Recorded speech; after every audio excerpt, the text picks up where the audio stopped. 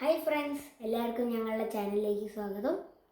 അപ്പോൾ നമ്മൾ ഇന്നത്തെ വീഡിയോയുടെ പ്രത്യേകത ഓരോ ദിവസത്തെയും പ്രധാന പത്രവാർത്തകൾ ചോദ്യരൂപത്തിൽ അവതരിപ്പിക്കുന്ന ഒരു സെഷനാണ്.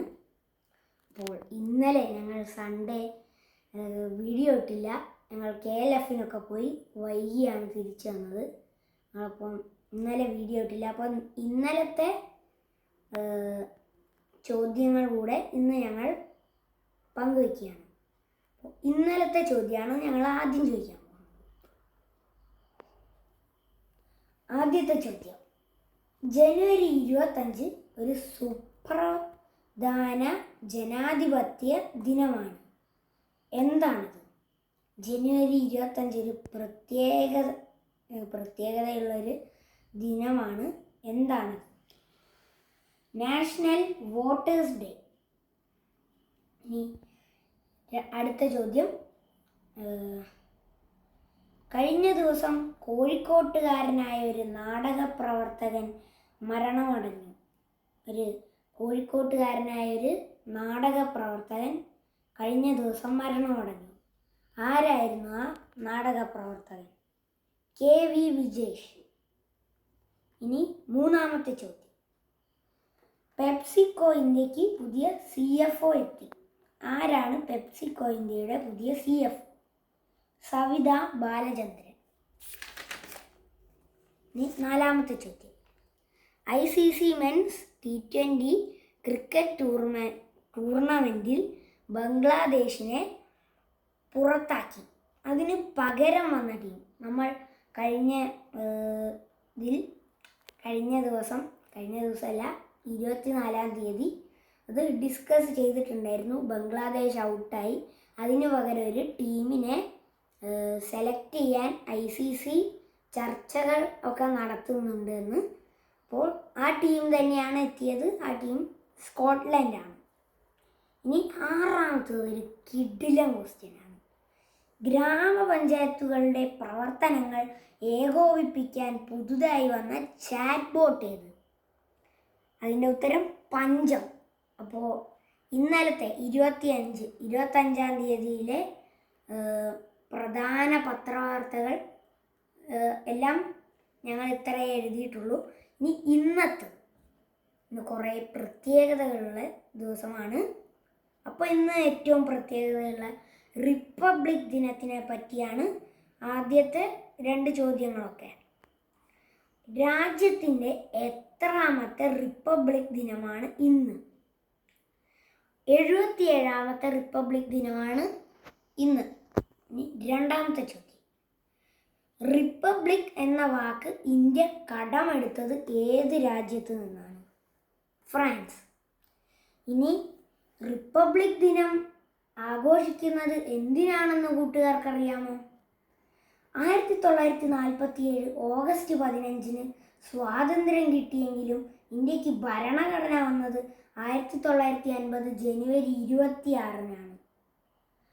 അതുകൊണ്ടാണ് ജനുവരി 26 റിപ്പബ്ലിക് ദിനമായി ആചരിക്കുന്നത്. ഇനി മൂന്നാമത്തെ ചോദ്യം, ഇന്നായിരുന്നു പത്മ അവാർഡുകൾ ആർക്കൊക്കെയാണ് കിട്ടിയതെന്ന് പത്രത്തിൽ വന്നത്.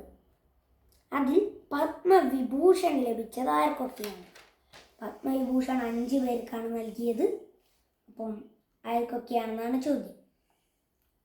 VS Achuthanandan, justice KT Thomas, P Narayanan, നടൻ Dharmendra, Hindustani classical violinist doctor N രാജത്തിനും പത്മവിഭൂഷൺ ലഭിച്ചു. അതിൽ 3 എണ്ണവും മലയാളികളാണ്. VS അച്യുതാനന്ദനും ജസ്റ്റിസ് KT തോമസും P നാരായണനും. പിന്നെ പത്മവിഭൂഷൺ എന്നത് ഇന്ത്യയിലെ 2ാമത്തെ പരമോന്നത സിവിലിയൻ ബഹുമതിയാണ്. ഇനി 4ാമത്തെ ചോദ്യം, ഇനി പത്മഭൂഷൺ കിട്ടിയ മലയാളികൾ ആരൊക്കെയാണ്?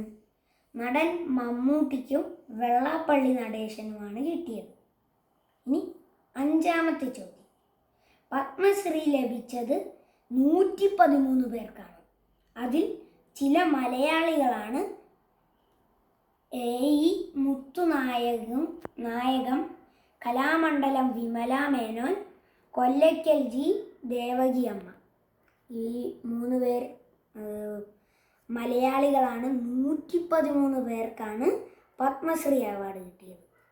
പിന്നെ നമ്മളുടെ കായിക താരം രോഹിത് ശർമ്മയ്ക്കും പത്മശ്രീ അവാർഡ് കിട്ടിയിട്ടുണ്ട്. ഇനി 6ാമത്തെ ചോദ്യം. രാഷ്ട്രപതി പുരസ്കാരമായ അശോക ചക്ര ഇത്തവണ നേടിയതായിരുന്നു. അത് ശുഭാംശു ശുക്ലയ്ക്കാണ് കിട്ടിയത്. 7ാമത്തെ ചോദ്യം. കീർത്തി ചക്ര ബഹുമതി നേടിയത് ആര്? കീർത്തി ചക്ര ബഹുമതി നേടിയത് ഒരു മലയാളി, ഈ സ്പേസുമായിട്ട് ബന്ധപ്പെട്ട ഒരാൾ തന്നെയാണ്. കീർത്തി ചക്ര ബഹുമതി നേടിയത് പ്രശാന്ത് ബാലകൃഷ്ണൻ നായരാണ്. അപ്പോൾ 8ാമത്തെ ചോദ്യം. ആർക്കൊക്കെയാണ് ശൗര്യചക്ര ബഹുമതി ലഭിച്ചത്? കേതിലിന 238 ദിവസം കൊണ്ട് പായ്വഞ്ചിയിൽ ലോകം ചുറ്റിയ വനിതയാണ്.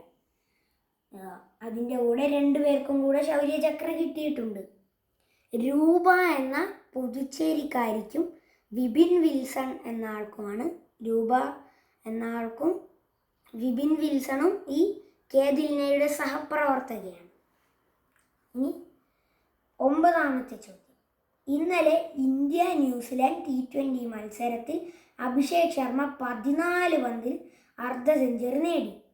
പക്ഷേ അഭിഷേക് ശർമ്മയ്ക്കല്ല ഏറ്റവും വേഗതയേറിയ അർദ്ധ സെഞ്ചുറി. ആർക്കാണത്? അത് സിമ്പിൾ ക്വസ്റ്റ്യനാണ്, കായികമായി ബന്ധപ്പെട്ട്. യുവരാജ് സിംഗിനാണ് ഏറ്റവും വേഗതയേറിയ അർദ്ധ സെഞ്ചുറി ഉള്ളത്. 50 റൺ വെറും 12 പന്തിലാണ് കിട്ടിയത്. യുവരാജ് സിംഗ് ഇംഗ്ലണ്ടിനെതിരെയുള്ള ഒരു മത്സരത്തിൽ 12 പന്തിൽ അർദ്ധ സെഞ്ചുറി തികച്ചു. അപ്പോൾ ബൈ, നാളെ കാണാം.